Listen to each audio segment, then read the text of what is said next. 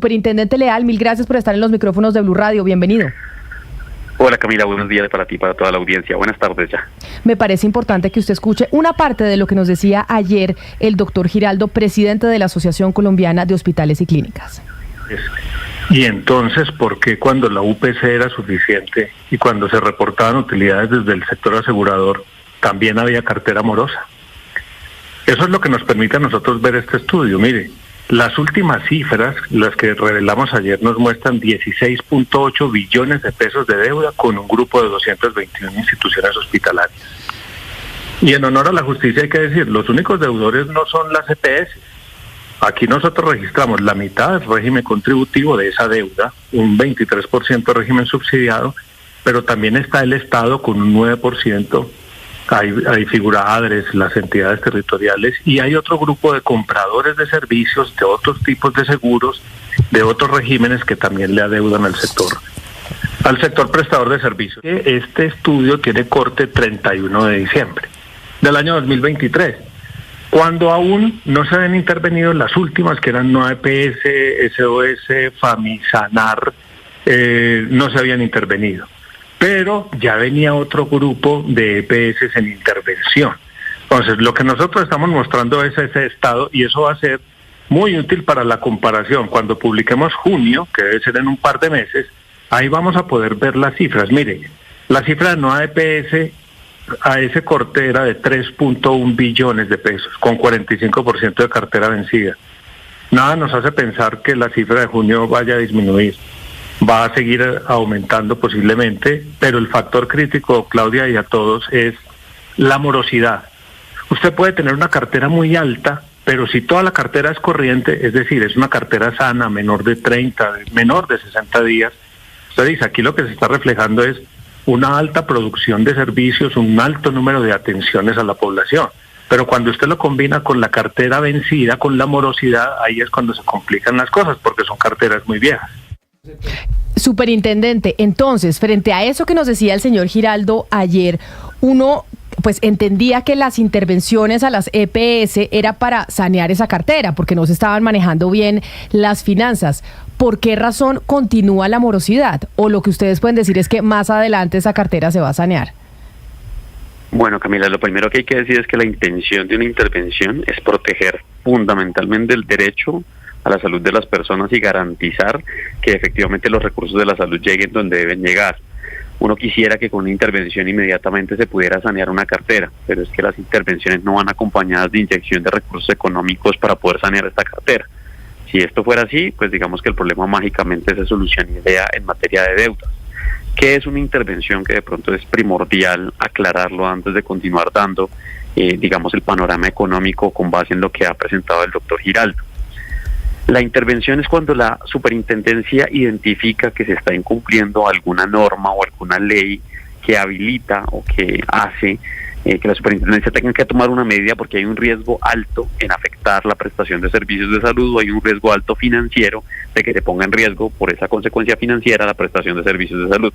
Luego, todas las EPS intervenidas parten del hecho de que cuando se intervienen efectivamente tienen un pasivo que ha venido aumentándose, efectivamente incumplen con unos requisitos habilitadores financieros. De hecho, por esa razón se toma la medida de la intervención. Ahora, la intervención, ¿qué implica? Que se remueve a la junta directiva, se remueve al representante legal y a la junta de accionistas de las EPS, y se nombra un particular que cumple funciones públicas, que es un agente interventor, que es una persona que cumple con unos requisitos por ley para ser un administrador externo. Esto con el ánimo de ¿qué? De hacer una reconfiguración con base en un diagnóstico inicial de cuáles han sido los problemas que han llevado a esa crisis financiera de esa empresa y plantear un programa para generar su recuperación. Esto en ningún momento hace que una deuda tan importante como las que tienen muchas EPS va a sanear fácil y rápidamente. Requiere un programa, requiere un planteamiento y requiere un manejo adecuado, digamos, para poder hacer una recuperación de ese pasivo si es que se quiere. Como lo decía el doctor Giraldo, y paso a otro punto, esta es una crisis y una deuda que se venía viviendo desde cuando las EPS generaban excedentes financieros y cuando se decía que la UPS era suficiente, ¿cierto? Entonces es una crisis que no es nueva, y es más, esa deuda, ese pasivo antiguo que tienen las EPS en este país se ha saneado en distintas oportunidades. Se ha hecho 3 veces una ley de punto final en gobiernos anteriores, donde se reconocía que ya había una deuda, que la deuda estaba vieja, que la deuda estaba creciendo, que ponía en riesgo la prestación de servicios de salud, porque como lo dice el doctor Giraldo, efectivamente los recursos no estaban llegando a donde debían llegar, que son a los prestadores de servicios de salud, y el Estado lo que dijo, paguemos las deudas y hagamos como si volviéramos a empezar desde cero. 3 leyes de punto final. Esas leyes de punto final no fueron la solución a la crisis. ¿Por qué? Porque se pagaron las deudas, se dejó como que se reiniciara, pero nuevamente hubo malos manejos administrativos que permitieron que la condición actual de las EPS volviera a ser la misma, ¿cierto? Entonces, las medidas de intervención se toman es para hacer esa reingeniería financiera. ¿Qué pasó? Hablemos de las últimas 3 EPS intervenidas. En el caso de Nueva EPS, se encontró que es más, la deuda es mayor de la que se venía reportando a la Superintendencia Nacional de Salud, porque se encontraron unas facturas que no habían tenido el adecuado proceso de legalización desde 2019, inclusive desde años atrás, que hacen que el panorama financiero de esa EPS en particular sea diferente. Se encontró que en Sanitas EPS se estaban gastando recursos en contratos que no generaban ningún impacto ni ningún beneficio para la EPS. Se encontró en SOS que además de la integración vertical superintendente, en la EPS, se estaban pagando con sobrecostos los servicios de salud. Luego, si yo estoy contratando un servicio que en el mercado encuentro a un precio razonable, que es el precio que se ofrece, que obviamente se puede dar el tratamiento a las personas, pero no verifico su cumplimiento, que es una de las cosas que pasan en todas las EPS, que no se verifica que efectivamente se paga y no se verifica. Y además se paga con sobrecostos, pues claramente hay una mala ejecución. Vayámonos a la tesis, porque es que hay muchas dudas, pero superintendente, pero que imagínese, cada respuesta de 5 minutos, con todo respeto, hay muchas cosas para abordar y vamos dialogando, que ya usted nos va contando. Perdón, yo quería ser lo más claro posible, pero no sabía que usted ha sido muy claro, pues imagínese, tenemos un montón de preguntas y pues cada respuesta de 5 minutos, pues no podemos preguntarle todo. La tesis inicial... Entonces, si merced, póngame el límite de tiempo. No, usted la que quiera, pero es para que le podamos preguntar. Y contesto a medias. No, ni más faltaba. Hablando de las deudas, digamos, la tesis inicial pues del gobierno, el ministro, es que pues las EPS no se gastan la salud en los que tienen que gastar, que se roban la plata, entre muchas otras cosas. Entonces, como el Estado lo va a hacer mejor y sí los recursos van a ir donde deben ir, pues a largo plazo, por lo menos 6 meses, 1 año, pues esa cartera sí se tiene que ir reduciendo, y yo supongo que ese es un compromiso de su gestión. Bueno, entonces 2 cosas. Es que si usted me hace preguntas basadas en la vida real, yo le contesto más fácil. Pero entonces me toca primero deconstruir las preguntas que su merced me hace. Porque en ningún momento la ley dice que una intervención por la superintendencia es que la superintendencia maneje o administre. Y por eso empecé explicándoles que una intervención es donde llega un tercero, un particular, a cumplir funciones públicas, pero sigue siendo vigilado por la superintendencia. Pero sigue haciendo carrera ese tipo de discursos que me toca desmontar para contestarte tu pregunta, porque no es que la superintendencia esté manejando ni administrando ninguna EPS ni ninguna IPS intervenida hoy por parte de la superintendencia.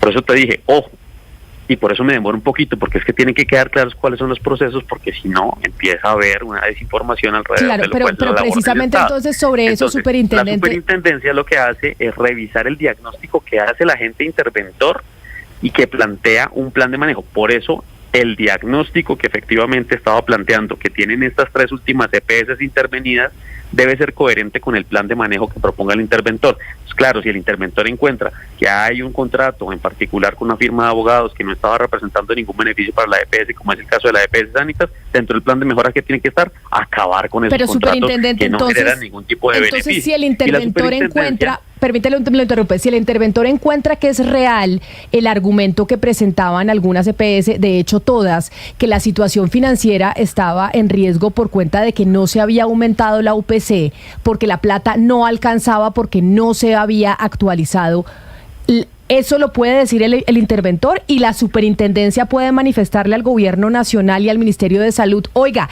¿era verdad que la crisis económica de estas EPS obedecía a que no se ha aumentado la UPC?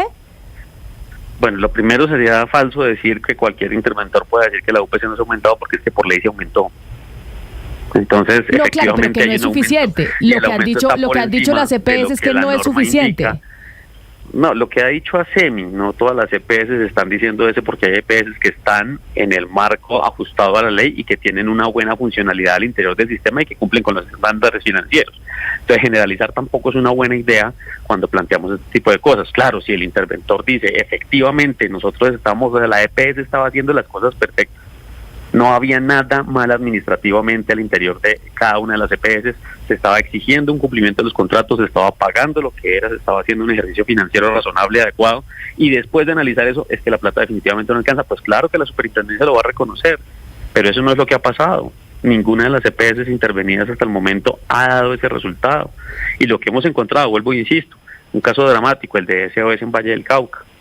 Confandi, que es la caja de compensación que es dueña de la EPS, en el 90% de sus acciones, el presidente de la Junta Directiva de Confandi es el presidente de la Junta Directiva de la EPS contrata el 91% de sus servicios con la red de prestadores primarios de Confandi, pero todos los contratos tienen sobrecostos. Entonces, ¿qué analizó el agente interventor?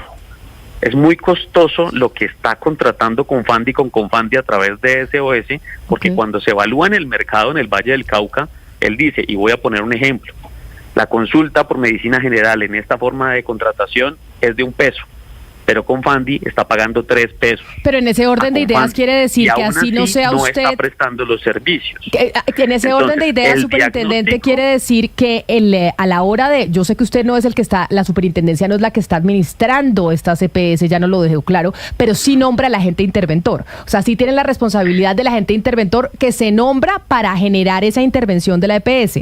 Y... entonces, claro, como resultado tendríamos que tener un mejor performance de las EPS en términos financieros. Eso sí es lo que vamos a ver, y a las clínicas y hospitales se les va a terminar pagando su plata sin aumentar o subir y reevaluar el tema de la UPC, porque lo que siempre dijeron las EPS es que esa UPC no alcanzaba y que por eso da crisis. Ustedes con el agente interventor pueden demostrar que no es la UPC sino malos manejos. Y los EPS lo que han revelado, de acuerdo con los hallazgos en esas intervenciones, es que no estaban siendo eficientes realmente con la aplicación de los recursos al interior del sistema de salud, que sí había un efecto generador de beneficios económicos para un propio sector, y que claramente eso no es eficiente para un sistema de salud donde no se estaba pensando en la salud de las personas. Ahora, permíteme te digo una cosa, Camila. Lo más importante no es que se recuperen las finanzas por total de cada una de las EPS, sino que se garantice realmente la prestación de servicios de salud con calidad, con dignidad y con oportunidad para las personas. Que eso esté atravesado, claro, por una serie de pagos que tengan que llegar a donde deben llegar.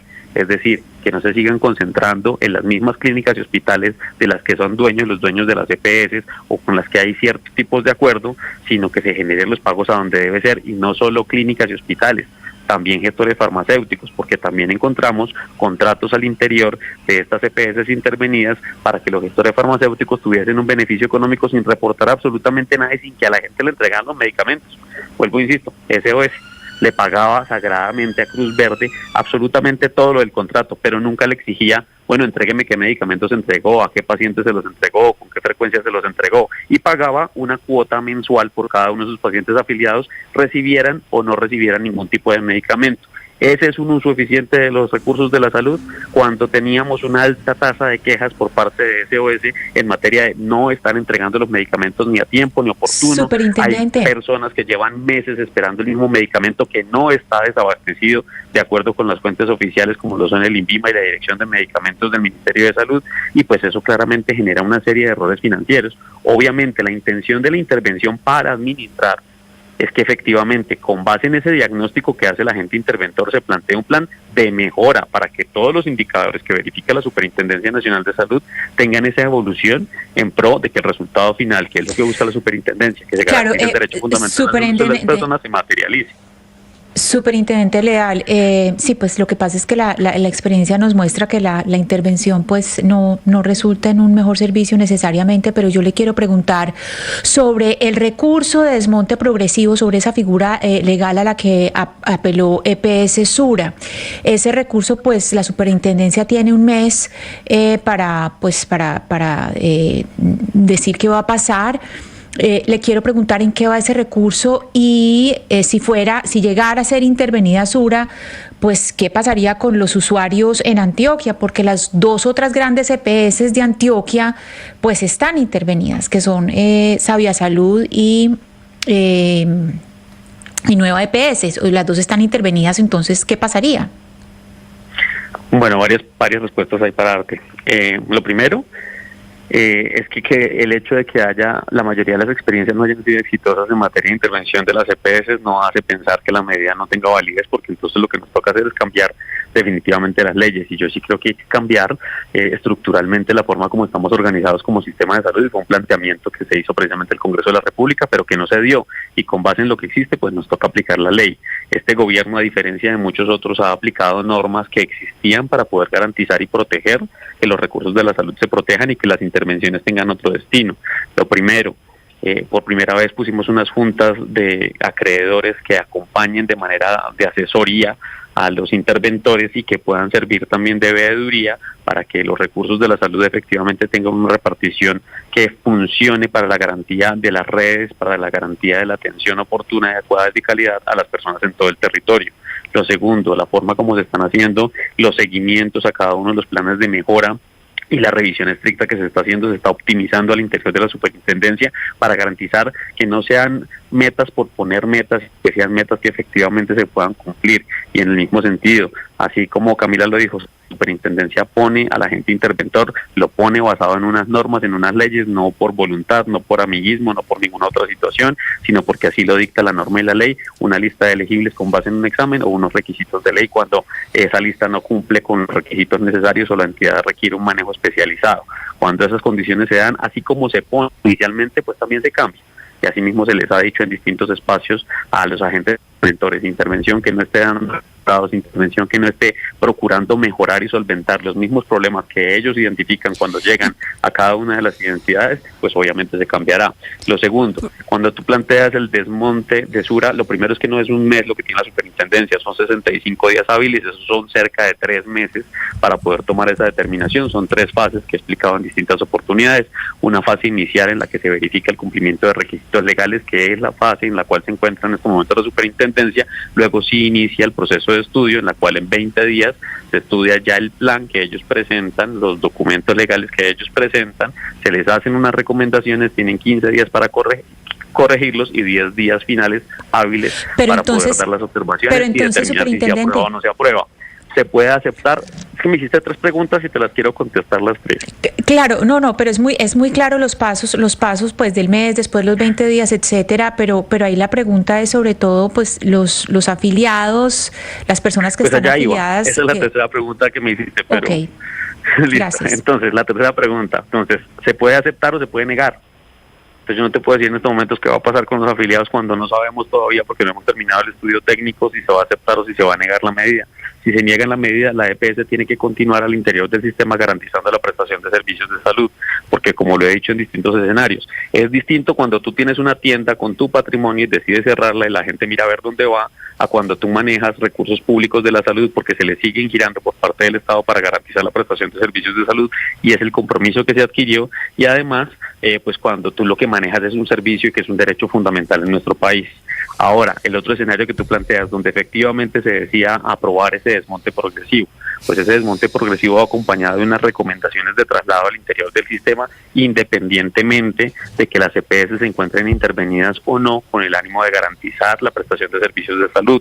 Una intervención forzosa administrativa para administrar no es una limitación para que se genere traslados de pacientes al interior del sistema. Eso venía desde las 780, en las 719 queda aún más claro porque había personas que tenían alguna duda que un posible vacío jurídico. Sin embargo, en el considerando era muy claro que las EPS que tenían una medida de intervención forzosa administrativa para administrar podían recibir a afiliados al interior del sistema de salud, y en todo caso lo que tiene que perdurar es que el Estado es el responsable de garantizar la prestación de servicios de salud. El Estado es quien gira los recursos, que no se han disminuido, que se han venido aumentando, que el Estado año tras año ha hecho un aporte adicional para incrementar la UPC siempre por encima de la inflación y siempre garantizando que ese flujo de recursos exista para poder garantizar la prestación de servicios de salud. Superintendente, al final de cuentas, pues todo esto tiene sentido si se le mejora la salud a los colombianos y si se agilizan, digamos, los servicios que para unos, a pesar de que para unos son buenos, para otros no son muy buenos. Y por eso yo lo que quiero plantearles es lo siguiente. Hace unos días la Fundación Retorno Vital, haciendo un comparativo entre la prestación de los servicios en el primer semestre de 2023 con el segundo semestre de 2023, dijo que había aumentado de 45 a 70 días las citas para médico general, de 126 a 210 para especialista y de 30 a 97 la entrega de medicamentos. Esto es el año pasado, con unas EPS intervenidas. La preocupación que nos da esta persona es, en este año no hemos visto que las cosas mejoren, sino que empeoren. Entonces, ¿qué compromiso asume usted como superintendente a través de estas liquidaciones de que estos tiempos de espera pueden disminuir cuando lo que estamos viendo nos indica que podría pasar todo lo contrario? Lo primero que hay que decir ahí es que hay que aclarar que las cifras oficiales no corresponden con esas cifras que están dando de parte de la Fundación, que entre otras cosas, pues bueno, ha tenido unos tratos muy agresivos y violentos a través de redes sociales y que más que buscar una concertación parece buscar es una guerra que no tiene fundamento en muchas de sus exposiciones. Sin embargo, lo que sí está comprometida la superintendencia es a que los resultados sean cada vez más transparentes y más limpios para las personas.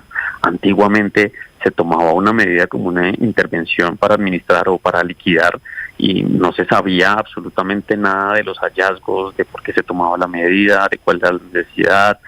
Había un proceso, digamos, de incertidumbre total frente a lo que impactaba o implicaba tomar una medida, y en ese sentido se han generado distintos boletines por parte de la superintendencia y se ha mantenido una comunicación permanente a través de medios de comunicación y comunicados de prensa que permitan que efectivamente las cosas se den de una manera oficial y garantizando que la información que se transmita pues sea la real, porque esos datos de tiempos de espera no corresponden con ninguno de los hallazgos ni permitidos, inclusive para tener la habilitación de cualquier EPS presente en el país. Pues superintendente Luis Carlos Leal, creo que era una charla que teníamos pendiente y que era importante escucharlo. Me parece fundamental que usted diga, la superintendencia no está administrando directamente las EPS, pero pues sí tendrán que asumir responsabilidad sobre las intervenciones, porque finalmente con toda la legalidad con la que se nombra el interventor, pues se supone que deberían funcionar mejor las EPS después de esa intervención. Es lo que esperamos los colombianos. Así que le agradezco enormemente que haya aceptado esta invitación y nos haya atendido las preguntas. A ti, Camila, muchas gracias por la invitación y un saludo muy especial para todas y todos. Un saludo especial, son las 12 del día 50.